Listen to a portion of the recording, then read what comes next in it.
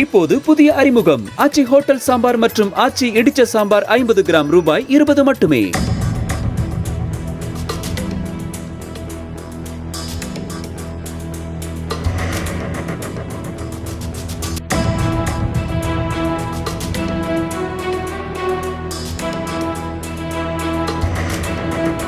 தென்மேற்கு அரபிக்கடல் பகுதியில் பலத்த சூறை காற்றுடன் கூடிய கனமழை எச்சரிக்கை எதிரொலியாக மீனவர்கள் ஆழ்கடலில் மீன்பிடிக்க செல்ல மீன்வளத்துறை தடை விதித்துள்ளது. இதனால் குளச்சல், முட்டம் மீனவர்கள் கடலுக்கு மீன்பிடிக்க செல்லாததால் ஏராளமான ஃபைபர் படகுகள் துறைமுகங்களிலேயே நிறுத்தி வைக்கப்பட்டுள்ளன. இப்போது புதிய அறிமுகம் ஆச்சி ஹோட்டல் சாம்பார் மற்றும் ஆச்சி இடிச்ச சாம்பார் 50 கிராம் ரூபாய் 20 மட்டுமே.